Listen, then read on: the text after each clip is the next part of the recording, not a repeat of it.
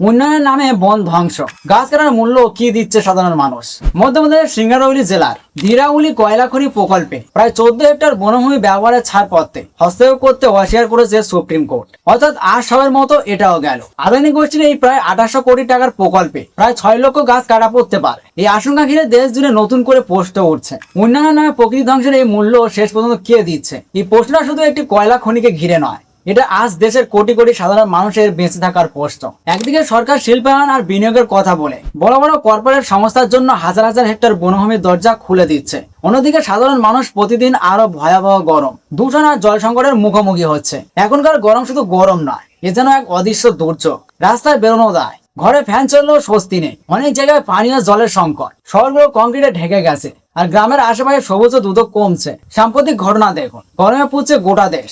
উত্তর মধ্য দক্ষিণ ভারতের একাধিক রাজ্যগুলিতে তাপপ্রবাহ চলছে। সর্বোচ্চ তাপমাত্রা অনেক জায়গাতে 45 ডিগ্রি ছাপিয়ে গেছে, কোথাও কোথাও 46 ডিগ্রি। এই অবস্থায় তেলেঙ্গানায় হিটস্ট্রোকে 16 জনের মৃত্যু হয়েছে বলে খবর। পরিস্থিতি বিবেচনা হয়ে ওঠায় শনিবার দায়িত্বপ্রাপ্ত মন্ত্রী পঙ্গুলেটি শ্রীনিবাস রেড্ডি সংশ্লিষ্ট দপ্তরগুলির কর্তাদের সঙ্গে জরুরি বৈঠক করেন। 7টি জেলায় মাত্রাছাড়া তাপমাত্রার জেরে বিপদ ঘটছে। এর মধ্যেই চিন্তা বাড়াচ্ছে মৌসুম ভবনের পূর্বাভাস। জানানো হয়েছে আগামী 3 দিন ধরে রাজ্যের তাপপ্রবাহ চলবে। এই পরিস্থিতির কারণে 16 জনের মৃত্যু হয়েছে। জয়শঙ্কর ভূপালপল্লীতে 4 জনের মৃত্যু হয়েছে। ওয়ারাঙ্গন আরবান, করিমনগর এবং নিজামাবাদে 3 জন করে মোট 9 জনের মৃত্যু হয়েছে এবং জগুলাগা, গাদওয়াল, রাঙ্গারেড্ডি এবং সূর্যপেটে 1 জন করে হিটস্ট্রোকে বলি হয়েছেন। সংকট মোকাবিলায় রাস্তায় ঠান্ডা পানীয় জলের ব্যবস্থা করা হচ্ছে, ওআরএস প্যাকেট ও ঘোল বিতরণ করা হচ্ছে। জরুরি চিকিৎসা পরিষেবা প্রস্তুত রাখতে কঠোর নির্দেশ দেওয়া হয়েছে স্বাস্থ্য কেন্দ্র এবং হাসপাতালগুলিতে। এছাড়াও প্রশাসনিক কর্তৃপক্ষকে মূলধারা গণমাধ্যম ও সামাজিক যোগাযোগ মাধ্যমে প্রতি ঘন্টায় সচেতনমূলক বার্তা প্রচার করার দায়িত্ব দেওয়া হয়েছে। ক্রমবর্ধমান ঝুঁকির পরিপ্রেক্ষিতে প্রবীণ নাগরিক, শিশু এবং অসুস্থ ব্যক্তিদের জন্য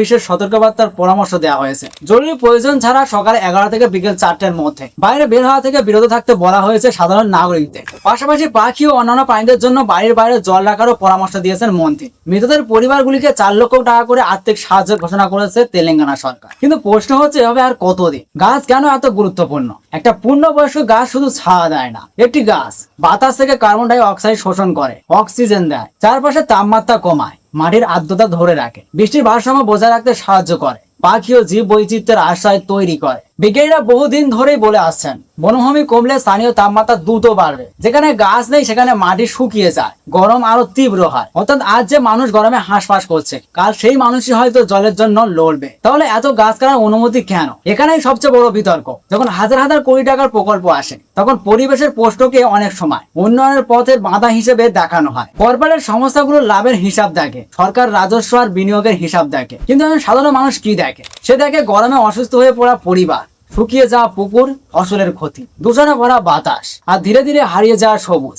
এর মধ্যে আরো এক ভয়ঙ্কর বাস্তবতা সামনে আসে। মানুষের আসল সমস্যা থেকে মন সরিয়ে দিতে বারবার সাম্প্রদায়িক উত্তেজনা তৈরি করা হয়। কোথাও হিন্দু মুসলিম নিয়ে বিতর্ক, কোথাও ধর্মীয় উস্কানি, কোথাও ঘৃণার রাজনীতি। ফলে মানুষ ব্যস্ত হয়ে পড়ে একে অপরের বিরুদ্ধে লড়াইয়ে। কিন্তু যখন গরম বাড়ে, জল কমে যায়, বাতাস বিষাক্ত হয়, সেটা ধর্ম থেকে আসে না। হিন্দু মুসলিম নির্বিশেষে সবাই একই রোদে পড়ে, একই দূষিত বাতাসে শ্বাস নেয়, একই জলসংকটে কষ্ট পায়। তাই আজ সবচেয়ে জরুরি প্রশ্ন, আমরা কি একেবারে বিরুদ্ধে লড়তেই ব্যস্ত থাকবো, নাকি নিজেদের ভবিষ্যৎ বাঁচানোর কথা ভাববো? যে গাছ আজ কাটা হচ্ছে, তার ফল শুধু একটি জেলার মানুষ ভোগ করবে না, তার প্রভাব আরো বহু দূরে যাবে। পরিবেশের ক্ষতি একদিনে বোঝা যায় না, কিন্তু যখন বোঝা যায় তখন অনেক দেরি হয়ে যায়। আজ সময় এসেছে সচেতন হওয়ার। প্রকৃতি শুধু পরিবেশ নয়, এটাই মানুষের জীবন রেখা। গাছ কাটা মানে শুধু কাঠ হারানো নয়, নিজের ভবিষ্যতের ছায়া কেটে ফেলা। উন্নয়ন দরকার, শিল্প দরকার, কিন্তু সেই উন্নয়ন যদি মানুষের সাহায্য নেয় আর বাতাসটাই কেড়ে নেয়, তাহলে সেই উন্নয়নের মূল্য খুব ভয়ঙ্কর হয়ে দাঁড়ায়। আজ যদি মানুষ প্রশ্ন না তোলে, আজ যদি পরিবেশ রক্ষার কথা জোরে না বলে, তাহলে আগামী প্রজন্ম হয়তো আরো কঠিন পৃথিবী পাবে, যেখানে থাকবে বেশি কংক্রিট,